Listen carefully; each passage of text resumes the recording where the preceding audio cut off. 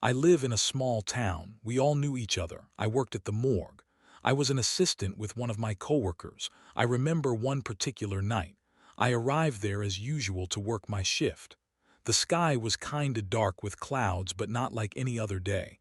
I said, "What the F?" and thought probably it would rain, so I entered the building. My coworker was already there and we talked, joked about family, jobs, stuff. I told him, "Did you see the sky? It's all dark and cloudy." He said, "Yay, probably a storm is coming." So we continued our usual stuff. I was preparing the instruments to begin our job. We pulled one dead body from the freezer and saw something strange. It wasn't pale like the other dead bodies. It had skin color like it was still alive. He said, "That's strange. Can you check the date and time of death?" I told him it was September 21, 3 p.m., cause of death unknown. He said, "Come, let's start the autopsy." We inspected the body for physical signs. First, it didn't seem any kind of blunt force trauma. He grabbed the scalpel and started to cut. As soon as he made the first cut, the lights started to flicker. He told me, "Damn, the storm's kind of violent today." I had an uneasy feeling the whole time. I said, "Yay, didn't say anything on the news." As he proceeded to cut, something strange was happening. He called me, "Come check, see this." I said, "What?" As soon as he made the cut, the blood retracted in the body immediately. I said, "Whoa, I have never seen anything like this before."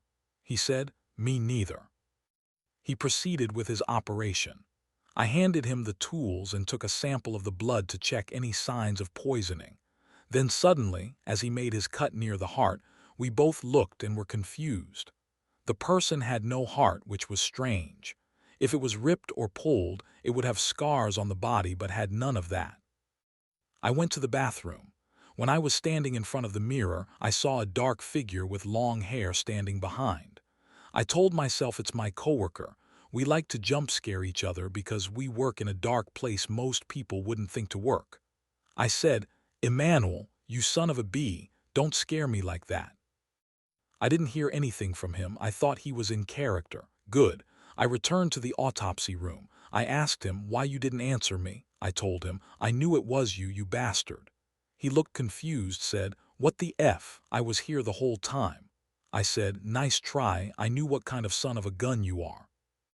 We continued our job and suddenly the doors opened from the freezer. I looked at him. He looked at me. I said, "What the F?" I closed the doors. On the other side, we saw a person standing up behind the door. He told me, "Didn't you close the door?" I told him, "Yay, I did." He said, "We are closed." But no one answered. I opened the door. There was no one there. As we continued the autopsy, the body stood up from the table and stabbed my coworker with the scalpel. As soon as I saw that, I tried to use the fire extinguisher, but it didn't work. So I used the back of the fire extinguisher and hit the body in the head. My friend was wounded. "Quick, let's get out of here," he shouted. As we started to run through the hallway, my feet were on fire. I was sprinting like a marathon sprinter. I managed to unlock the door. My coworker was behind me.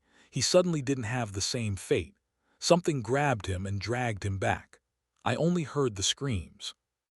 I called 911 and told them what happened. It was 4 a.m. in the morning.